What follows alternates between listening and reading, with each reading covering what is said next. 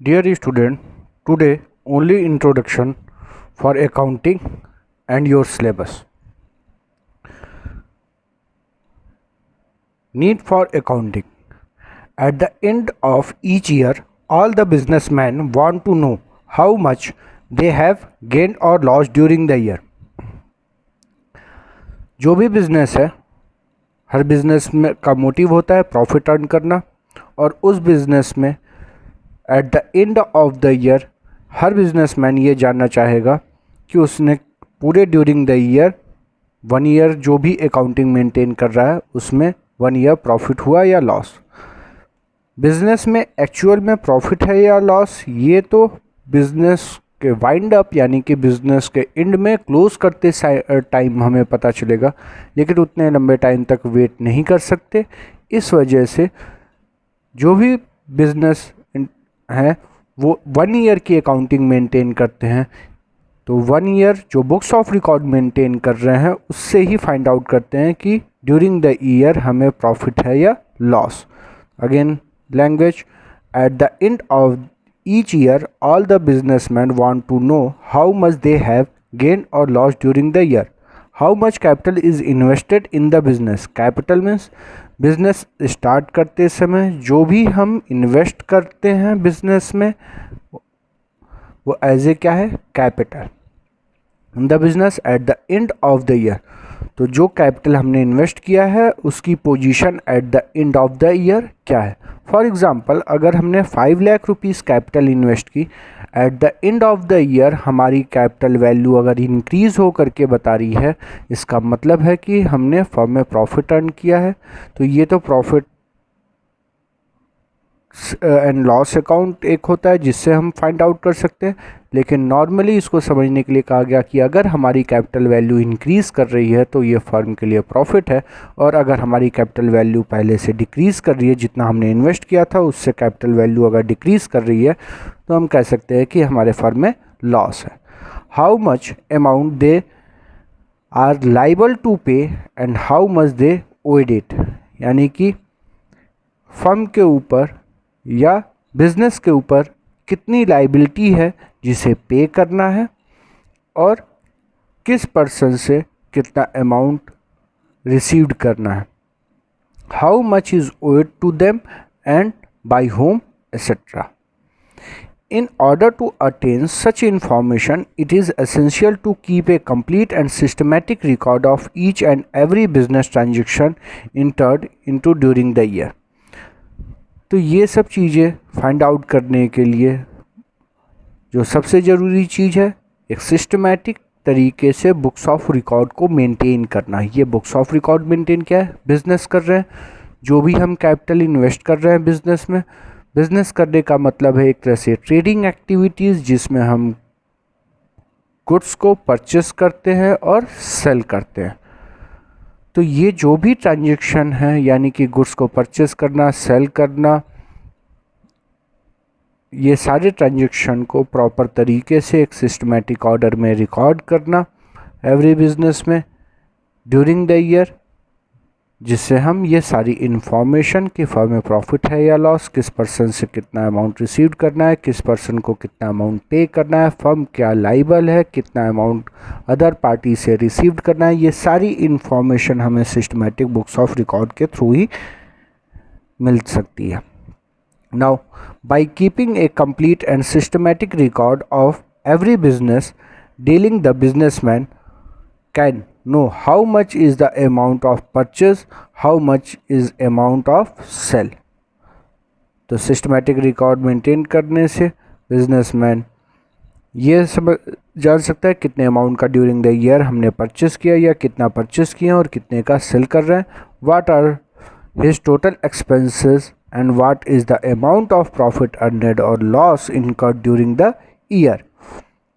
Furthermore he can ascertain the financial position of his business, such as how much capital it has at the end of the year and how much capital stand invested in various assets।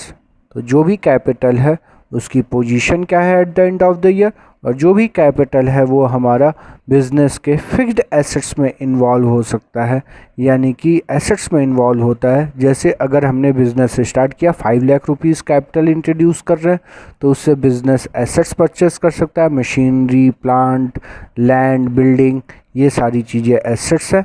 यानी कि capital का कितना part business के assets में involve है। How much amount he has to be take and from whom and how much amount he is liable to pay and to whom. Besides, the properly maintained account are helpful in the assessment of income tax. तो जब proper books of record maintain कर रहे हैं तो जो tax liability है, जो income generate हो रही है, उस पर जो टैक्स पे कर रहे हैं वो इनकम टैक्स हम आसानी से कैलकुलेट कर सकते हैं, हेल्प मिलती है। Goods and services tax, goods and service GST and are accepted as a proof in the court of law whenever needed। यानी कि जब भी ज़रूरत होगी तो आप इसे एक लीगल डॉक्यूमेंट की तरह से यूज़ कर सकते हैं, जिससे आप अपने बिजनेस ट्रांजैक्शन को, टैक्स लाइबिलिटी को, गुड्स एंड सर्विसेज टैक्स क्या हैं, ये सारी चीज़ें आप बुक्स ऑफ रिकॉर्ड के थ्रू रख सकते हो, मेंटेन कर सकते हो।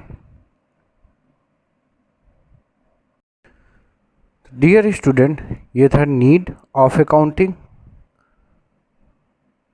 और साथ में अभी यहाँ पे ये समझना है कि हमारे सिलेबस का पार्ट क्या है। तो ये चीज़ें इन्फॉर्मेशन पढ़ते समय ये चीज़ क्लियर है कि एक बुक्स ऑफ रिकॉर्ड मेंटेन कर रहे हैं, तो बुक्स ऑफ रिकॉर्ड मेंटेन करने के कुछ सिस्टमेटिक रिकॉर्ड वे है, साइंटिफिक है, जिसको हम यूज़ करेंगे, अप्लाई करेंगे और बुक्स ऑफ रिकॉर्ड मेंटेन करेंगे।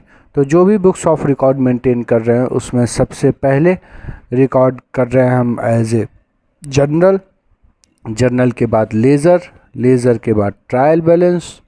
तो इस तरीके से जो मेन एसेंशियल पार्ट है, इसको हम कह सकते हैं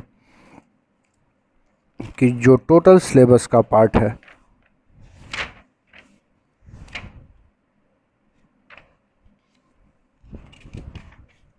ये हमारा अकाउंटिंग साइकिल से क्लियर होगा। सोल प्रोप्राइटर बिजनेस है, जिसमें जो भी बिजनेस ट्रांजैक्शन है उनको, यानी कि goods purchase, capital invested, goods sale, all business expenses, उन बिजनेस ट्रांजैक्शन को रिकॉर्ड करेंगे। उस बिजनेस ट्रांजैक्शन को रिकॉर्ड करने के लिए जो अकाउंटिंग रूल अप्लाई होगा वो एज ए जर्नल का पार्ट है। फिर उस जो भी बुक्स ऑफ रिकॉर्ड मेंटेन है उससे लेज़र मेंटेन होता है। लेज़र मेंटेन करने के बाद प्रिपेयर करेंगे ट्रायल बैलेंस, और ट्रायल बैलेंस के बाद एक तरह से लास्ट में trading and profit and loss account and balance sheet. तो journal systematic books of record है। लेज़र एक तरीके से सेपरेट सेट ऑफ बुक है, जिसमें जो भी ट्रांजैक्शन है उनको हम एक साथ एक जगह देख सकते हैं समराइज इंफॉर्मेशन में।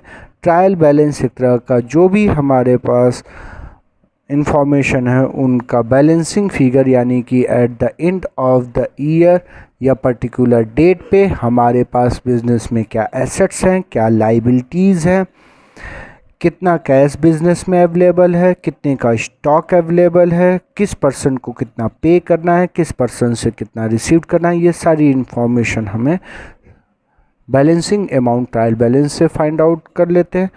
फिर इसके बाद trading and profit and loss account and balance sheet. Trading and profit and loss account जो है, जिस बिज़नेस को हम कैरी कर रहे हैं उसमें प्रॉफिट हो रहा है या लॉस, ये फाइंड आउट करते हैं। और साथ में बैलेंस शीट जो प्रिपेयर कर रहे हैं, ये बैलेंस शीट बिजनेस की फाइनेंशियल पोजीशन को शो करता है eight the end of the year. Business में एसेट्स क्या है और लाइबिलिटी क्या है।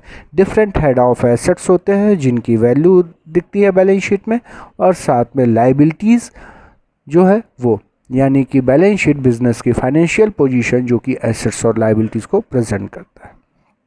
तो ये जो अकाउंटिंग है, हमारा पूरा अकाउंटिंग जो बेस्ड है वो general, laser, trial balance and trading PL balance sheet पे है। आगे जब और डिटेल इन्फॉर्मेशन आएगी तो सब डिवीज़न ऑफ बुक इसको बोला गया है, बुक ऑफ ओरिजिनल एंट्री, यानी कि एक तरह से जर्नल को ही सब डिवीज़न ऑफ बुक में डिवाइड कर दिया गया है, सेपरेट बुक्स मेंटेन करते हैं। तो ये इन्फॉर्मेशन हमें आगे अभी समझना है। वे सिर्फ एक समराइज्ड इन्फॉर्मेशन दी जा रही है कि इस पूरे अकाउंटिंग में क्या है। तो जो भी बिजनेस ट्रांजेक्शन है उनके लिए बुक्स ऑफ रिकॉर्ड मेंटेन कर रहे हैं as a journal, ledger, trial balance and trading PL balance sheet.